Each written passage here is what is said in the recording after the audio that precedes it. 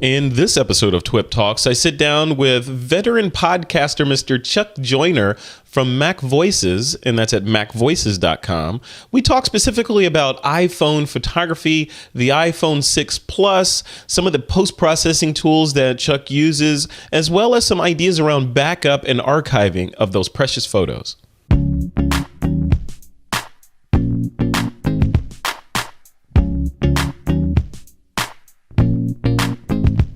So MacVoices and This Week in Photo, what could possibly be the tie-in, right? So maybe photography. Look at that. And maybe. Yeah, so the impetus of this conversation for the folks listening and watching is when the iPhone 6 and 6 Plus were announced, I reached out to Chuck to ask him if he wanted to come on TWiP to talk about, just sort of the camera in the phone and the experience with image making with the 6 and the 6 Plus. I have an iPhone 6. Chuck has a 6 Plus. So we're going to talk about that a little bit, just from a photographer, not a professional photographer standpoint, but Chuck, I would consider you the everyman photographer, right? At best, Frederick. At best, yes. So let's dive right into it. You have the 6 Plus. First of all, why did you go with the 6 Plus instead of the 6? Two reasons, and one was the camera. It had the better stabilization, and I don't have your skills, so I figure I'll compensate as much as I can with the better gear. Yeah. That doesn't always carry into, the $10,000 DSLRs, but when it came to the phone, that was it. That and the battery life, because obviously bigger phone, bigger battery, better battery life. Yeah. So those two sort of kicked me over. It took me a little while to get used to the form factor. But now, frankly, when I pick up my old 5S, it feels like a toy. Yeah, it feels so small in my hand. So I've gotten really used to this. Still not sure it needs to be quite that big, but I'm very happy with it. Yeah, and that's what I hear from lots of folks. And I personally oscillated between which one to get, the 6 or the 6 Plus, 6 or the 6 Plus, and ultimately I decided on the 6, just because I do a lot of one-handed texting or whatever, and even with the 6, for me, the reach of my thumb to the back button was too long. Yeah, so I just made the call. So I got the 6, and then I got the new iPad Mini 3 as my larger touch device. So I'm happy there. So what, photography wise, you're out and about with your 6 Plus, and one of the main differences between the 6 and the 6 Plus, aside from the obvious, the size, is the image stabilized camera, the optically image stabilized camera in the 6 Plus. Have you made use of that? Was it worth having the larger camera just to get that, or was that not a factor for you? No, I think it was a big factor, because you're right. Now, all our joking aside, I am not a photographer. I take pictures. I'm not a photographer. I see it as a big gap there. Yeah. But with this phone, I can take some absolutely gorgeous pictures, things that I wasn't able to take with anything short of a DSLR type or a Micro Four Thirds camera before. The pictures just come out so nice and of course the camera's always with me. You do, of course, you lose the ability to zoom and do some of the nicer things, but I've got 2 feet. I can walk up to a subject or back away from a subject. So it's made a big difference, because I find myself actually thinking now about how to take different shots, and it's encouraged me to maybe start to learn a little more about photography. Up to this point, it's been just it's one of those things that, I'll get around to. Yeah. And now it's sliding up my list because I've got a great piece of gear here that I've already spent the money on, that I have with me all the time. So I need to learn a little more about composition and a little more about, what is it about you that you can take a picture of like an old rotting wood door and it looks great, and I take it and it looks like an old rotting wood door.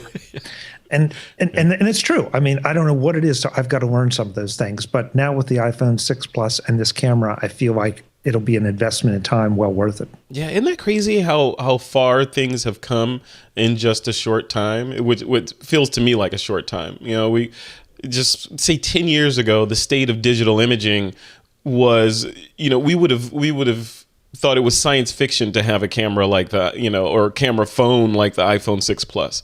That was pure science fiction. That was Star Trek. And now we're living it, and we have it, and we can shoot, edit, and share while the event or the scene is unfolding in front of us. It's amazing, isn't it?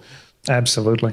Yeah. The other thing too that I definitely want to mention that kind of helped it along was the video capabilities, because the video is just, and of course that's a little more in my wheelhouse, because I do a lot more with video than I do with stills, and the video this thing takes is just absolutely gorgeous, and the 240 frame per second slow motion is amazing. Yeah, I haven't even played with that yet. What I did play with is the time lapse feature in there. Have you played with that yet?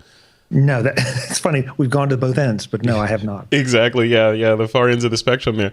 It's so easy. You set it up. You put the camera on some sort of mount or something, and you hit the button, and you let the scene unfold, and boom, you have a time lapse. And the other cool app that I've been playing with is from the folks at Instagram called Hyperlapse. Have you seen that app? I've seen it. I have not worked with it yet. Yeah, it is. Chuck, it's an amazing app. I mean, its claim to fame is, obviously it'll do the time lapse type photography, but it has some built-in crazy magic image stabilization in there. So, for example, granted, I shouldn't have been doing this, but I was shooting video while I was driving. I admit it. I know I should have been doing it, but I did it. And, normally you get the shaky, whatever. It stabilized the video. It looked like the camera was on rails the entire time. It's that good. So, it's those kinds of things that are just, I think, changing the landscape for professional photography and consumer-based photography, because you can do professional level things now and start storytelling with these devices, whereas before it was like, okay, that was shot with a cell phone camera, and it's not the case anymore.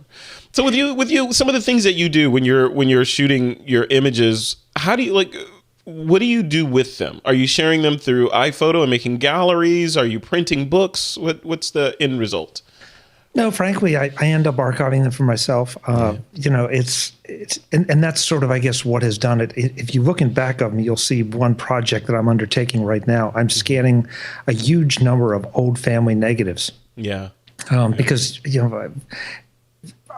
lost my dad a few years ago, and I found this incredible storehouse of stuff that.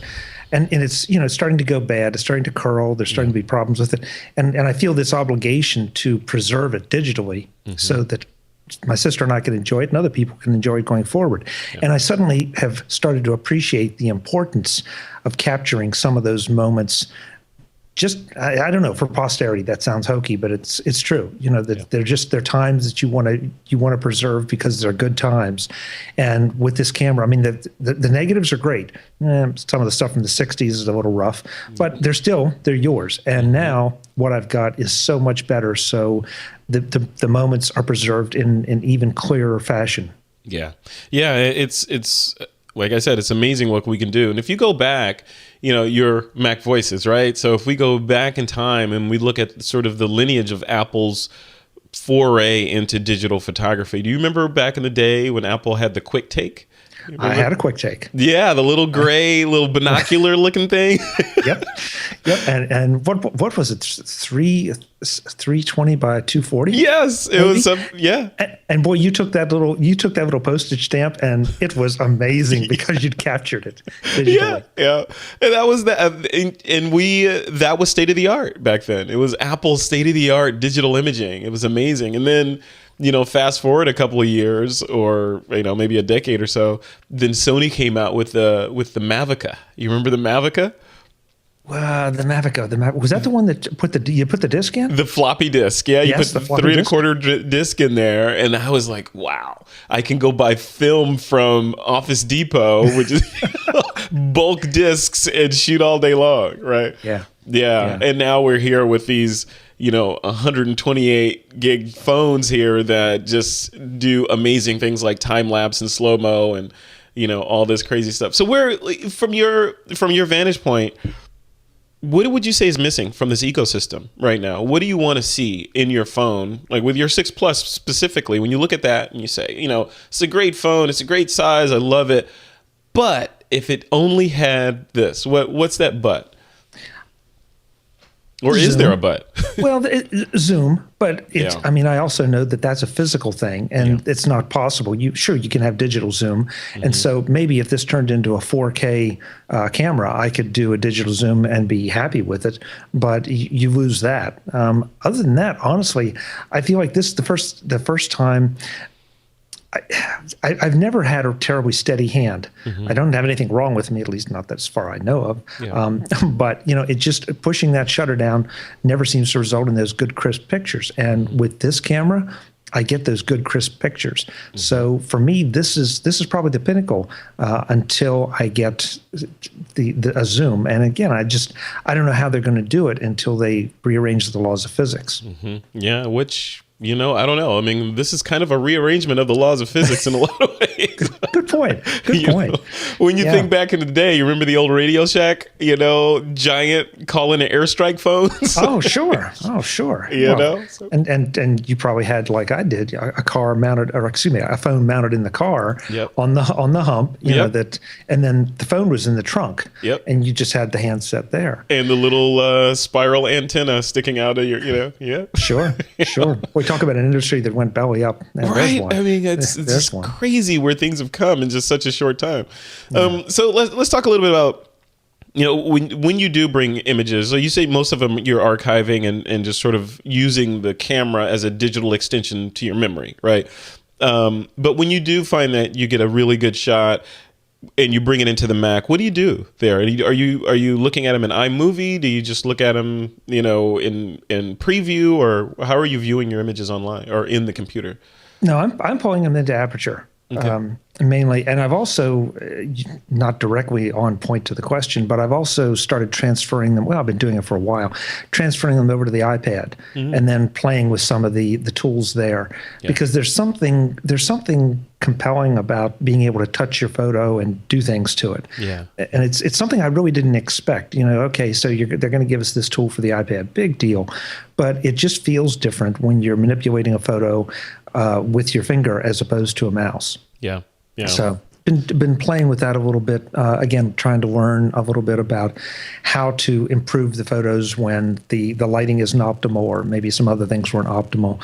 And then occasionally, well, all right, I'll tell you one secret. One thing I do with my photos. I love, when I go on vacation, I love to take pictures of food at great restaurants.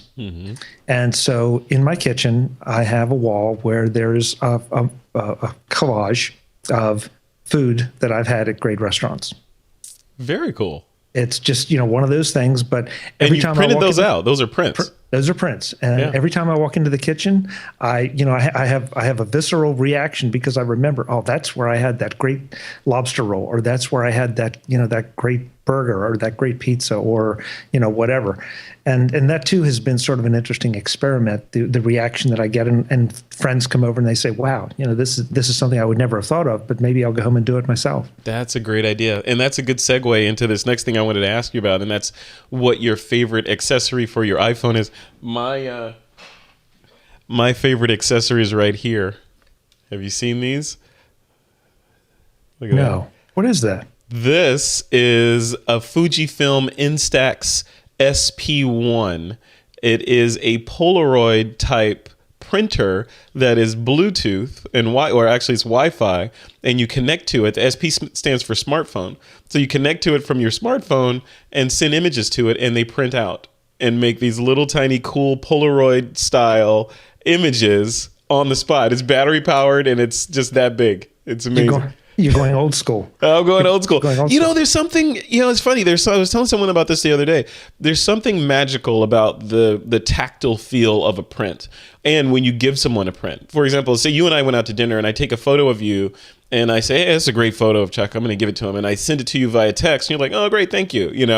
But if I print it and hand it to you, it's a whole different experience when you give someone atoms instead of just electrons. It is something magical.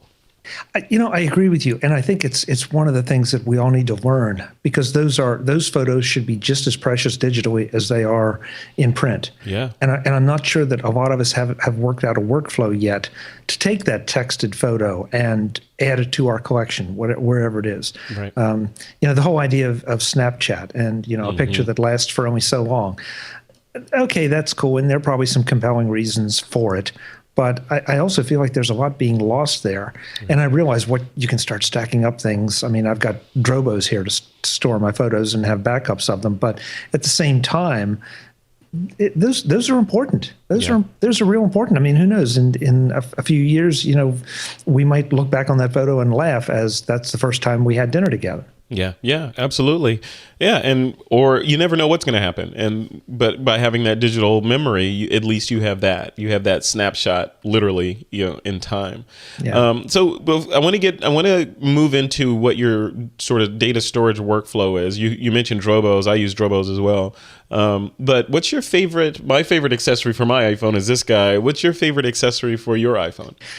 Right now, and I just got it actually, is the current version, the new version of the Olo clip for iPhone. Yeah.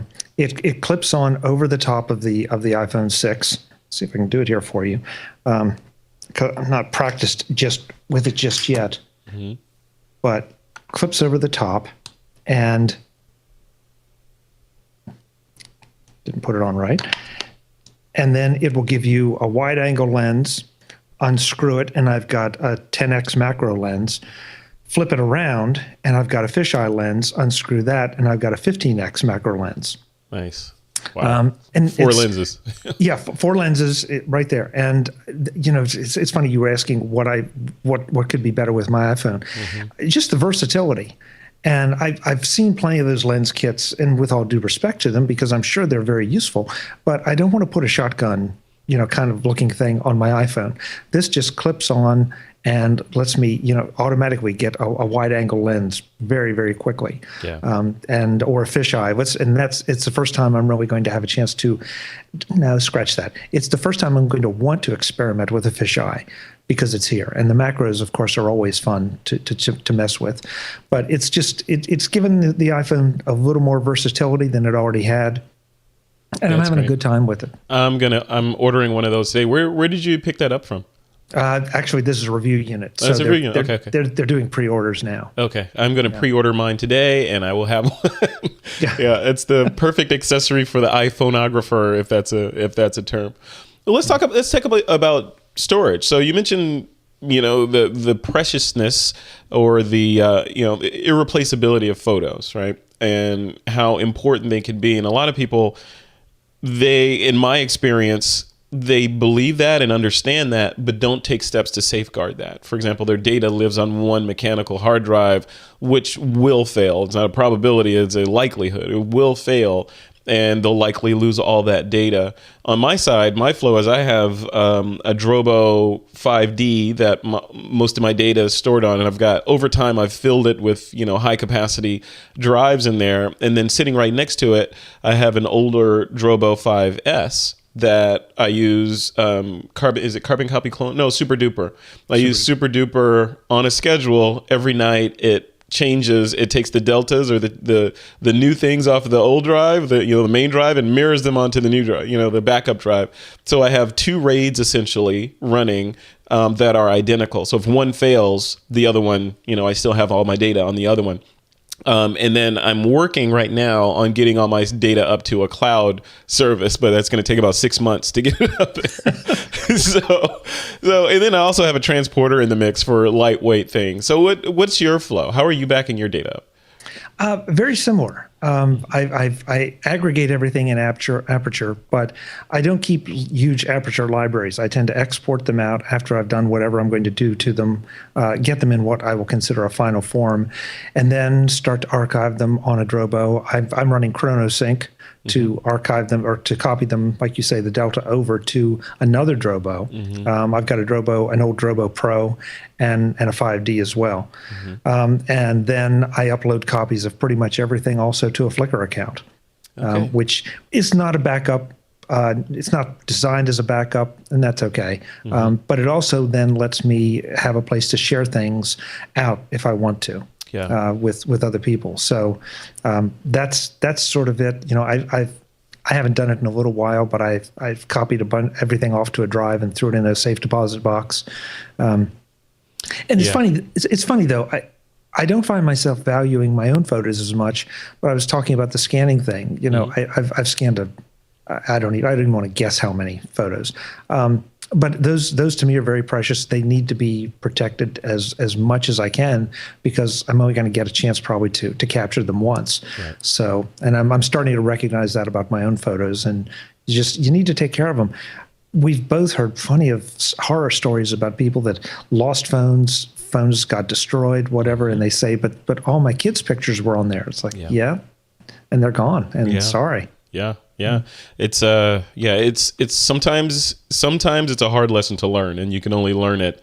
It's kind of like riding a motorcycle. They say there are two kinds of people that ride motorcycles: those that have fallen down and those that will fall down.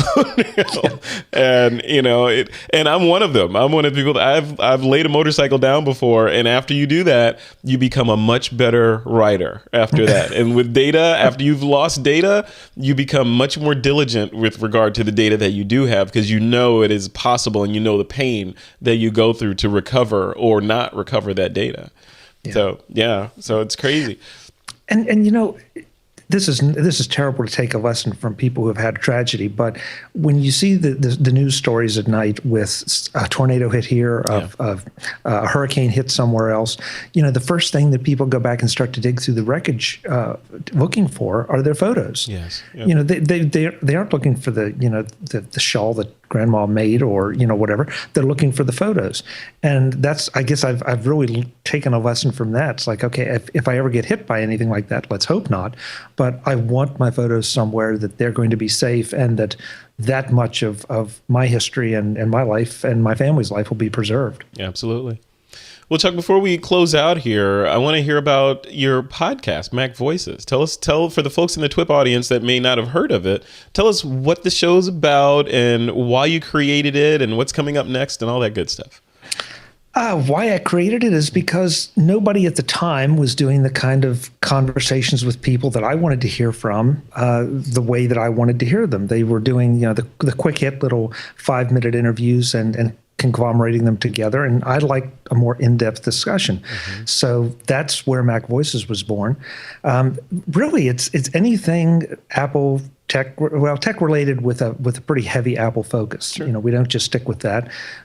We have authors, we have journalists, we have pundits, we have pretty much anyone that I find interesting. Developers did do a healthy amount of coverage at Macworld every year. Now, of course, that's gone. Sure. Migrating to CES, NAB, some of those other shows, the Final Cut Super Meets. Mm-hmm. But the whole idea is just to instead of me reviewing things all the time or giving my opinions of things, I think it's much more interesting to get someone else on, have them tell their story, and then do a back and forth. And that's the format of MacVoices. It's really, really well done. It's a really well done show. It's easy to listen to. And, and I mean that sincerely, because there's a lot of podcasts that you listen to that are, they'll either be preachy or condescending or too something or whatever. Yours seems to hit the sweet spot of conversational, and it's not you're speaking down to the audience. We're just guys sitting here and women sitting here talking about Macs. We happen to like Macs or Mac technology and iOS, and we're having a conversation. So congratulations on that. It's a brilliant show. Thank you. Yeah, I try to pride myself in a lot of signal and not a lot of noise. Mm-hmm. And that's sort of the basis for it. So we don't have a set format as far as time. Mm-hmm. If it takes 20 minutes to tell the story, great. If it takes 50 minutes to tell us the story, that's fine too. Yeah. Whatever it takes. So thank you. You're welcome. You're welcome. What's next on your show? What can I look forward to in the feed? Well, we're going to a couple things that aren't ready to be released yet. I'm sort of waiting to hear from, but there'll be some new Take Control authors. But coming up in the next week or so, we're definitely going to start to get the holiday gift panels together, right, where we start to gather people together and say, what are you going to be giving this year, or what would you like to get this year? Mm-hmm. And usually it stays in the tech realm, but sometimes some of these people are just crazy and they bring some of the weirdest stuff in, and we have a lot of laughs and a lot of fun. Yeah, maybe we need an episode where you record it specifically for spouses and significant others so that they can get ideas for what to buy the Mac user in their life. We just toss it out there, and it's like, because it is, let's face it, we're all kids. And so the things we want to get are also some of the things we would give. So it's crosses over that boundary a little bit, but we have a lot of fun with it. I love it. I love it. Chuck, what's a URL you'd like people to go to subscribe to your show and kind of keep up with you? MacVoices.com. You can find everything right there.